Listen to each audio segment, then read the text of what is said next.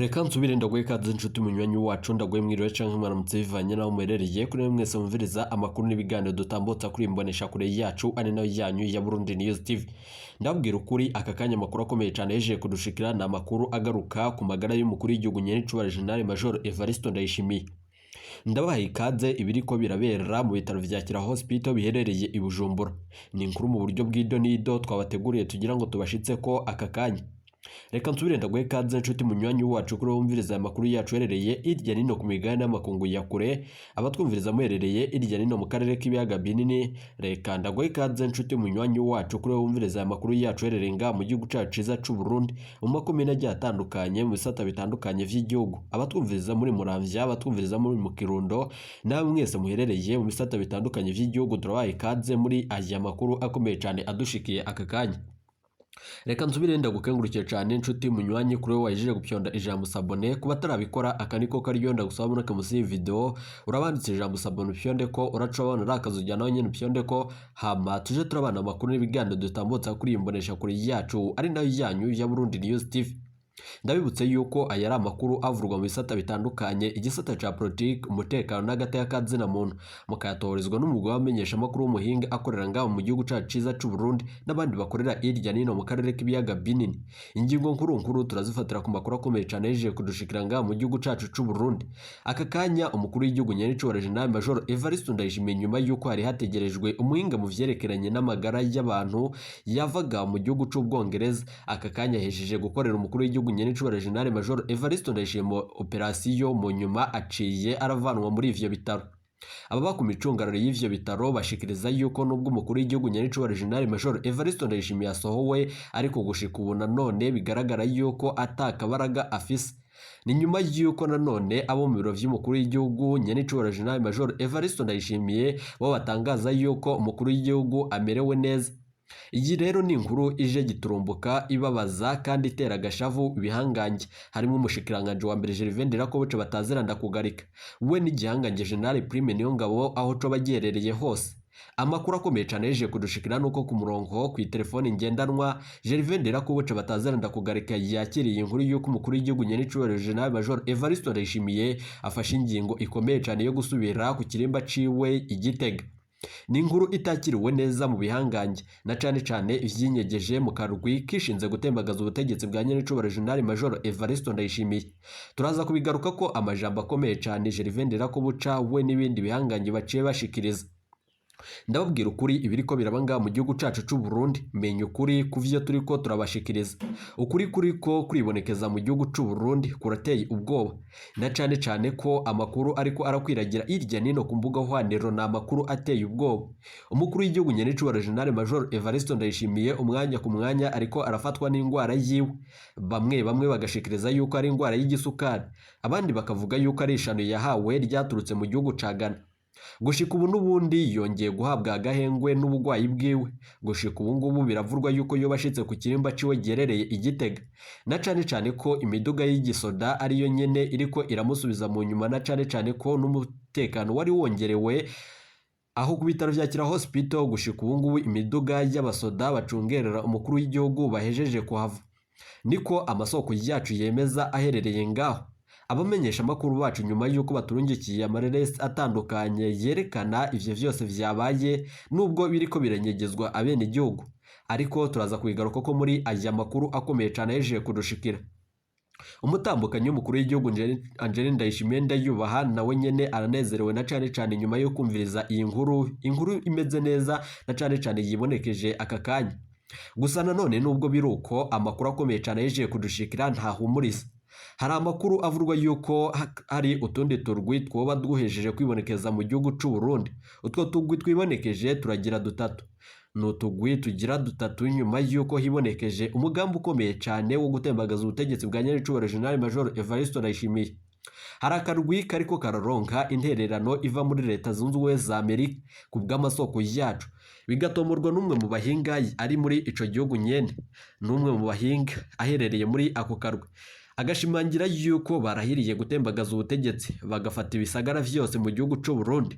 Ntibashaka yuko intwari y'agahotoro ibandanya irongorwa mu gihugu c'u Burundi kandi irongowe n'umukuru w'igihugu Nyenicubahiro General Major Evariste Ndayishimiye.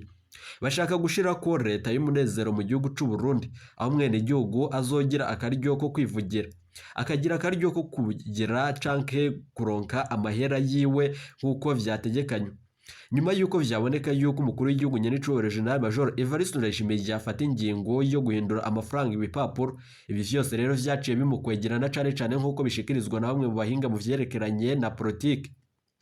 Reka tubandaniriza amakuru yacu akomeye cyane kuyavurwa kuri ako karwi gakomeye cyane kabonetse ko ari gashasha gushika ubu hari kambi iherereye Muramvya tugira tuze kugaruka ko muri aya makuru akomeye cyane yeje kurushikira harimwe abajenerali gushika ubu ngubu bafashe ingingo ikomeye cyane yo gutembagaza ubutegetsi atagusubira nyuma yuko bashikirije yuko bashaka gukura ko intwaro iteye ubwoba intwaro y'agahotoro mu gihugu c'u Burundi abo bajenerali mu butumwa barungikiye umukuru w'igihugu nyenicubahiro General Major Evariste Ndayishimiye no butumwa bukomeye cyane tugira tuze kugarukako biravugwa yuko bwo bari bwo butumye umukuru w'igihugu nyenicubahiro General Major Evariste Ndayishimiye akurwa mu bitaro vya Kira Hospital biherereye i Bujumbura. Birababaje cyane ivyo duhejeje kuronka aka kanya intererano bivurwa yuko yoba iriko irava kufatwa nk'igikomangoma mu gihugu c'u Bugande n'amakuru akomeye cyane tugira ngo tuze kugaruka ko hari ibifatiwe ku murongo wa telefone ngendanwa tugira ngo vyose tubigaruke ko muri aya makuru akomeye cyane adushikiye aka kanya ndabibutse yuko ibiriko birabanga mu gihugu cacu Burundi ari ibintu biteye ubwoba kuri aya masaha nyene biravurwa yuko ku kirimba c'umukuru w'igihugu nyenicubahiro General Major Evariste Ndayishimiye ariho imiduga y'igisirikare ifashe ingingo yerekeza inyuma yuko amagara y'umukuru w'igihugu nyenicubahiro General Major Evariste Ndayishimiye yoba amerewe neza nk'uko biciye bitangazwa nabo mu biro vy'umukuru w'igihugu gusa gushika ubu kuri radio n'imbonesha kure vy'igihugu ntibarashima ico batangaza n'abahora bashikiriza kubimenyesha makuru bitandukanye bikorera ku buhinga bwa none bakaba batarashima kugira ico bashikiriza ariko ngaho kuri Burundi News TV tukaba tugira ngo tubibashitse ko vyose ido nido ikibabaje rero muri ibi vyose biravurwa yuko umuhungu afatwa nk'igikomangoma mu gihugu c'u Bugande gushika ubuyoba ariko araronza aka karwi gashasha karahiriye gutembagaza ubutegetsi bwa nyenicubahiro General Major Evariste Ndayishimiye bikavurwa yuko ariko aratanga intererano nyuma yuko uturwi dushika dutatu ari twe nyene twarahiriye gufata igihugu c'u Burundi ibi vyose rero bikaba mu nyuma zuko amakuru akomeye cyane ahejeje kurushikira ari amakuru adahumuriza mu gihugu c'u Burundi mbere yuko tubashitsa ko aya makuru avurwa n'ibiriko birashika ku mukuru w'igihugu nyenicubahiro General Major Evariste Ndayishimiye n'ibindi twababwiye mu funyo reka amakuru yacu tuyatanguriye ku makuru akomeye cyane avurwa ngaho mu gihugu c'u Burundi mu nyuma turaza kugaruka kuri ayo avugwa ku magara y'umukuru w'igihugu nyenicubahiro General Major Evariste Ndayishimiye n'uto turwi twibonekeje muri iki gihugu cacu ciza c'u Burundi bikavurwa yuko hari n'izindi ntererano ziriko zirava mu bagerageje gutembagaza ubutegetsi mu mwaka wa 2015 reka vyose tubigarukeko Pascal Nyabende yobahereriye inkuru y'umubabaro idushikiye aka kanya ku mukuru w'igihugu nyenicubahiro General Major Evariste Ndayishimiye abo mu biro vy'umukuru w'igihugu bahejeje kwakira ikete riteye ubwoba nyuma yuko za mpapuro zakwiragijwe irya nino mu gihugu c'u Burundi zitariko umukono zifise ico zisigura reka turaza kubigaruka ko muri aya makuru akomeye cyane avugwa nga mu gihugu c'u Burundi reka tuyatangurire kuri aya avurwa nga mu gihugu c'u Burundi mu bisata bitandukanye nyuma yuko ibiriko biraba mu gihugu c'u Burundi ari ibintu biteye ubwoba gushika ubu ibintu birahejeje gukomera cyane amakuru akomeye cyane yeje kurushikira nuko Mwaro nanone abagabo bashika batatu bari mu minwe y'inyamiramabi inyuma yo gufata ku nguvu umwigeme w'imyaka 18 asanzwe agendana n'ubumuga bwo mu mutwe nk'uko tubikesha inyamiramabi zo muri iyo ntara iryo bara aho ryabereye biravurwa yuko ryabereye ku mutumba Nyamigogo commune Rusaka intara ya Mwaro ayo makuru avugwa kugira ngo ivyo bibe nk'uko amenyesha makuru bacu babandanye babidosorera bavurwa yuko uwo mwigeme asanzwe avuka ku mutumba rw'intare muri commune Rusaka yungurujwe kuri moto yariko inyongwa n'uwitwa Kasovye Emmanuel uwo nawe nanone yatevye amujana ku mutumba Nyamigogo aho yahavuye afatirwa ku nguvu n'abagabo bashika bane nawe nyene arimwe batatu muri abo bakoze iryo bara baramaze gufatwa n'inyamiramabi aho ubu bariko barumvirizwa nabo nanone ni Mfuranzima Blaise w'imyaka 29 Sindayihebura Claver w'imyaka 34 Nkurunziza Claude w'imyaka 23 mu gipolisi bamenyesha ko bakiriko barahiga bashimitse Kasovye Emmanuel nyene gutegura ako kabi kugira ngo ashengezwe kuvyo yakozwe nayo ayandi makuru akomeye cyane ahejeje kurushikira nga mu gihugu cacu c'u Burundi na makuru ateye ubwoba ibiriko birakorwa nga mu gihugu cacu c'u Burundi birateye ubwoba na cane ku ntwaro ya nyene c'uburo General Major Evariste Ndayishimiye nubwo hariko haribonekeza amabi ateye ubwoba gushika ubu hariko haribazwa ibijanye nuko abana b'u Burundi bariko barafatwa ku nguvu. Ibiriko biraba mu gihugu c'u Burundi birateye ubwoba nyuma yuko atangingo ikomeye cane kandi ibereye iriko irafatwa. Ibi biriko birashikira ni ibintu biteye ubwoba. Mbere yuko tubashitsa ko ayo makuru akomeye cane, reka amakuru yacu tuyabandanirize ku makuru akomeye cane avurwa irya nino mu karere k'ibiyaga binini. Biravurwa yuko mu gihugu c'u Buganda ibintu naho nyene vyaba bihejeje gukomera cane. Igihugu ca Leta Zunze Ubumwe za Amerika cafatiye ibihano zimwe mu ndongozi z'u Buganda nyuma yuko imvo zirimwo no kuba ico gihugu co muri Afrika y'ubuseruko cemeje itegeko rihana abahuza ibitsina babisangiye.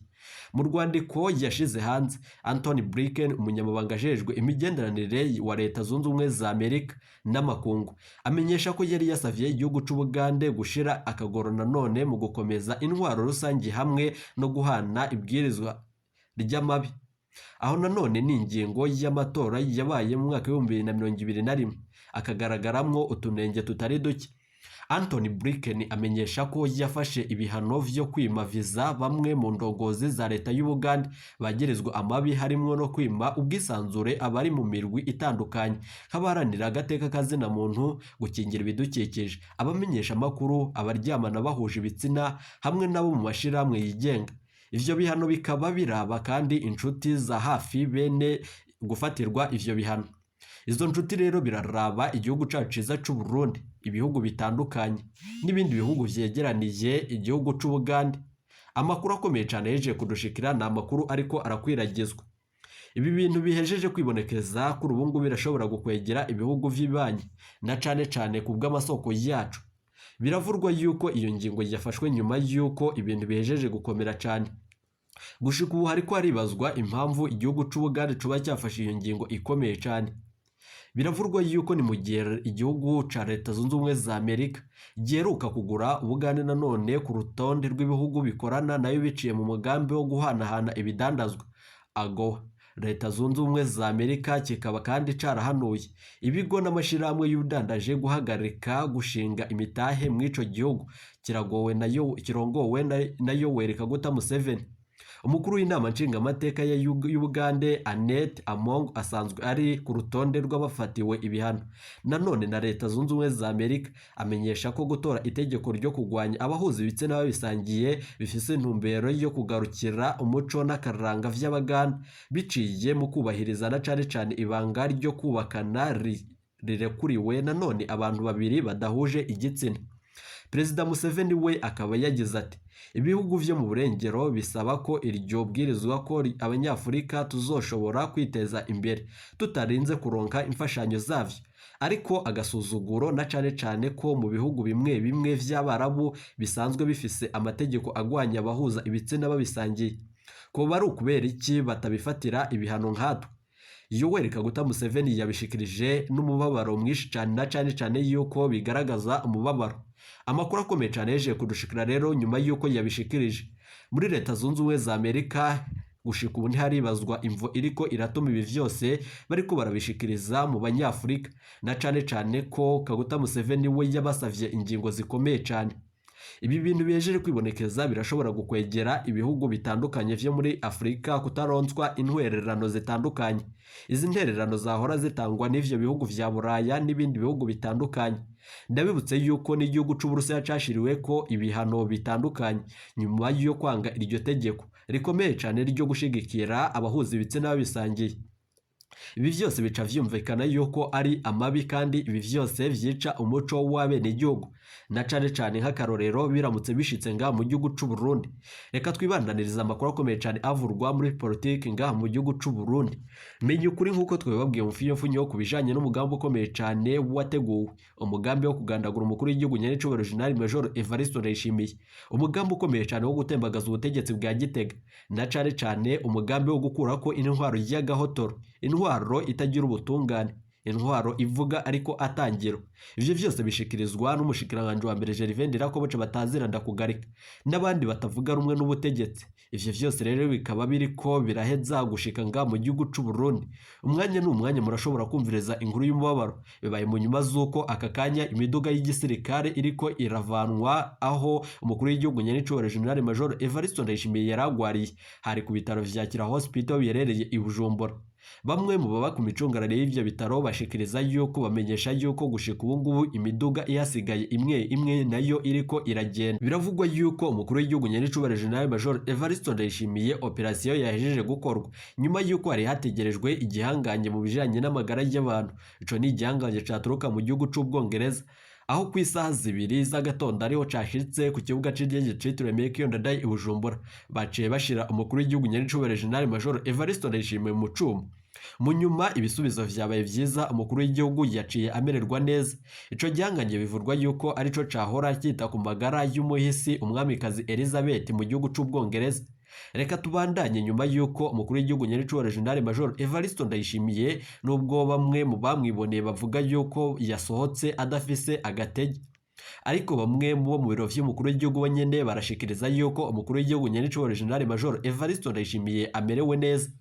Amasoko yacu ariko arabandanya kwegeranya ayo makuru muba mwaragiye munyegezwa ngaho kuri Burundi News TV, ariko turayigeranya tukabashitsa ko ibiganiro vyacu vya misi yose. Gushika ubu ikiriko kirihwezwa nimvo ziriko ziratuma kuri radio n'imbonesha kure vy'igihugu nabo mu biro vy'umukuru w'igihugu batariko barashima kugira ico batangaza ku bugwayi bw'umukuru w'igihugu, mu gihe dushobora kumvireza inkuru y'umubabaro yuko umukuru w'igihugu nyenicubahiro General Major Evariste Ndayishimiye yobahejeje kwitaba umuremyi. Ni amakuru tuzobandanya tubatosorera kandi tukabashitsa ko mu buryo bw'idonido. Reka twigarukire kuri ko kuravurwa ku mugambi ukomeye cyane wo gutembagaza ubutegetsi bwa nyenicubahiro General Major Evariste Ndayishimiye. Hahejeje kumenyekana yuko harungitswe intererano mu karwi gaherereye Muramvya, aho ni mwikambi ikomeye cyane gushika ubu ngubu bivurwa n'abegereye ubutegetsi. Bikavurwa yuko ako kagwi koba kinyegeje inyuma y'umugambi ukomeye cyane na cyane ko katahora kaboneka mu mugambi wo gutembagaza ubutegetsi bivanye n'amabi ariko arakorwa na cyane akagerekwa ko umukuru w'igihugu nyenicubahiro General Major Evariste Ndayishimiye n'akarenganyo kariko karakorerwa abasirikare b'u Burundi. Biravugwa yuko ku makambi atandukanye nga mu gihugu cacu Burundi ho bahejeje kuremeshwa inama na cyane izo nama ko ziriko ziriga ku mugambi ukomeye cyane wo gukura ko intwaro y'agahotoro, intwaro idandaza abasirikare b'u Burundi, abana b'u Burundi bakaja kugandagurirwa muri Republika Iharanira Intwaro Rusangi ya Kongo. Ivyo vyose biriko birashikirizwa n'abasoda gushika ubu batariko barashima kuvuga amazina yabo kumvo z'umutekano wabo. Gusa umusoda akomeye cyane aherereye mu gisagara ca Bujumbura hari amakuru akomeye cyane yeje kurushikira. Umwe mu basirikare yahora muri ako kagwi kibonekeje kuri rigerekerezo gushika ubu yari yarahawe akaruhuko ko gusura abaryango biwe. Hari amakuru akomeye cyane yejeje kuturonsa tugira ngo tuze kugaruka ko yose mu buryo bw'idonido. Ndabwira ukuri ibiriko birabanga mu gihugu cacu c'u Burundi birateye ubwoba. Biravugwa yuko hari intererano iriko irava muri Leta Zunze Ubumwe za Amerika na cyane ko hari umwigeme gushika ubu ngubu ahejeje gufata indege yerekeza nga mu gihugu c'u Burundi. Gushika ubu nubwo bitaramenyekana imvo z'iyo nama yoba agiye kuremesha kandi yoba izwi ko n'umukuru w'igihugu nyenicubahiro General Major Evariste Ndayishimiye. Turaza kugaruka ku makuru akomeye cyane avugwa ku kagwi kagizwe n'abajenerali bagira 8 bariko barahiriye gutembagaza ubutegetsi. Hari n'abandi bajenerali batari ngaha mu gihugu c'u Burundi batorotse igihugu mu nyuma z'ivyabaye mu mwaka wa 2015. Bikavurwa yuko hari n'abamenyesha makuru bahunze muri ico gihe nabo nyene bo bari muri ako karwi. Turaza kubigaruka ko mu yandi makuru akomeye cyane yejeje kurushikira nga mu gihugu cacu Burundi. Reka tubire ndagukangurukire cyane inshuti munywanyi kure wumviriza amakuru yacu dutambutsa kuri imbonesha kure yacu ari nayo yanyu ya Burundi News TV. Nizere ko wajeje gupyonda ijambo sabone ku batarabikora kandi ko karyo. Turaza kugaruka tubashitsa ko amakuru akomeye cyane ajanye n'intererano bivurwa yuko iriko iratangwa n'umuhungu akomeye cyane afatwa nk'igikomangoma mu gihugu c'Ubugande. Turaza kubigaruka ko vyose yobahejeje gushika mu gihugu c'u Burundi gihutihuti mu buryo bw'ibanga. Ibiriko birakorwa biciye mu micungararo y'ishamba cimeza ry'ikibira. Ni ibintu biteye ubwoba birashobora gukwegerera leta ya Gitega, ibintu bikomeye cyane. Turaza kubigaruka ko gushika ubu aho inyeshamba zafashe iryo shamba. Biravurwa yuko ari kwarinjizwayo ibigwanisho biteye ubwoba, hakinjizwayo inkozi zinini n'izitozito. Nkuko bishikirizwa n'umwe mu bamenyesha makuru bacu b'abahinga bariko baratugirira amatoza kuvyerekeranye n'ivyo biriko biravurwa mu ishamba cimeza ry'ikibira. Turaza kubigaruka ko mu nyuma z'uko kuri ubu ngubu umukuru w'igihugu nyaricubahiro General Major Evariste Ndayishimiye yoba agiye kuja kw'iradiyo n'imbonesha kure vy'igihugu kugira ngo agire ico ashikiriza. Turaza kuvyumviriza rero tunabigaruka ko mu yandi makuru yacu azareka ndagukengurukire cyane inshuti munywanyi. Ibiganiro vyacu nakagaruka abamenyesha makuru bacu bariko baratugira amatoza, turaza kugaruka tubashitsa ko ayo makuru akomeye cyane nandi avurwa. Iyi ni Burundi News TV.